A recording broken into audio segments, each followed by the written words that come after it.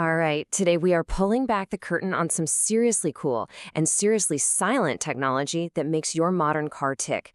We're talking about automotive PCBs. Yeah, the invisible heroes working tirelessly right under your hood.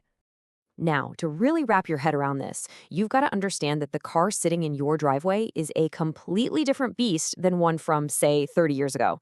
It's gone from being this purely mechanical marvel to, well, to a super sophisticated electronic ecosystem. It's really more computer than machine at this point. So what is it? What exactly makes a modern car so smart? How does it navigate and entertain and, most importantly, keep you safe with such incredible precision? Well, as it turns out, it's not just one single thing. No, it's this whole symphony of electronics, all working together in perfect harmony.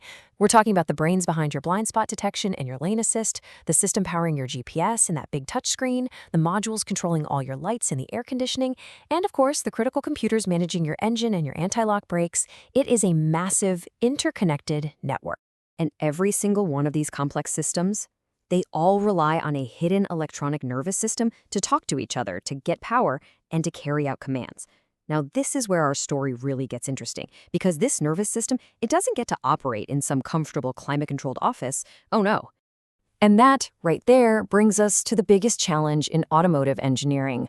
We are about to enter what you might call electronics' absolute worst nightmare, the brutal, brutal world under the hood of your car. Just to put this in perspective, okay? Think about your office or your home office. It's stable, it's predictable, right? Now compare that to what's happening inside your car. The temperature swings are just wild, the vibration is constant, and the voltage can be incredibly high, especially in electric vehicles.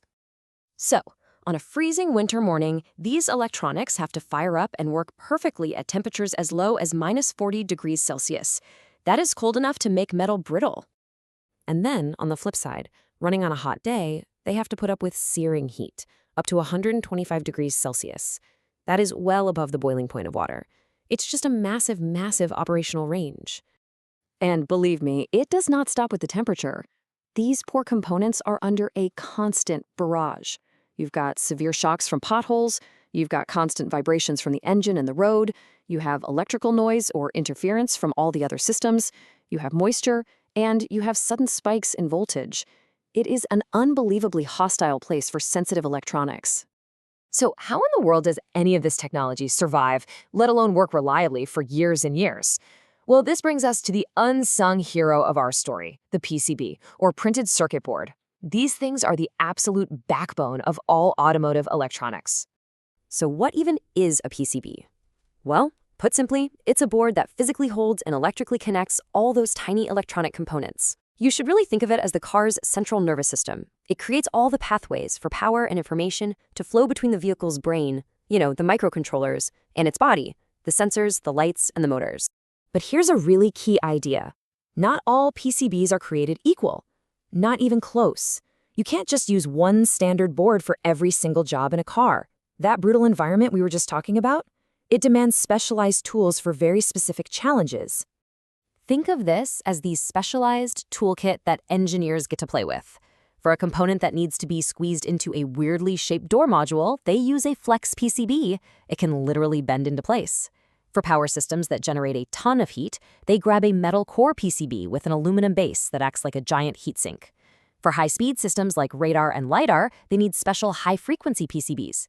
And to cram more and more features into smaller and smaller spaces, they use what's called high-density interconnect, or HDI boards. Each one has its own specific superpower. But having the right type of board is really only half the battle. Now we've got to talk about how these specialized PCBs are meticulously engineered to survive everything, and I mean everything, the open road can throw at them. This is all about designing for ultimate reliability. Look, this level of durability does not happen by accident. It's a very deliberate, multi-step process. It all starts with picking materials that have crazy high mechanical strength and resistance to moisture and heat. Then, the boards are designed with reinforced structures to absorb physical shock. They build in clever thermal management tricks to get rid of heat effectively.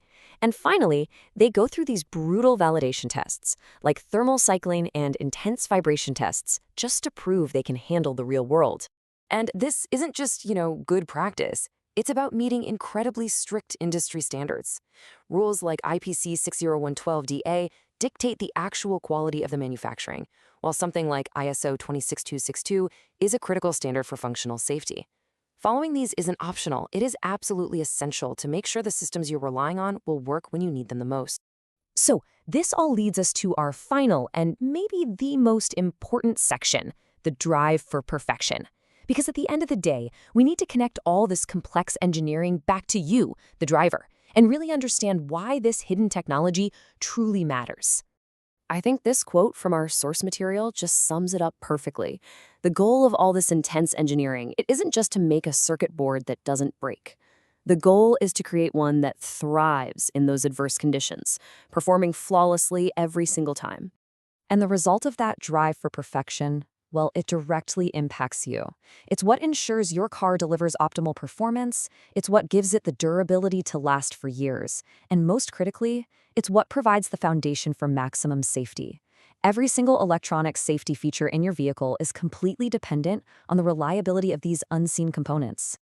So, I'll leave you with this thought. The next time you get in your car and you trust its anti-lock brakes to stop you in time or its blind spot monitor to alert you to danger, what invisible heroes working tirelessly in the most brutal conditions imaginable will you have to thank?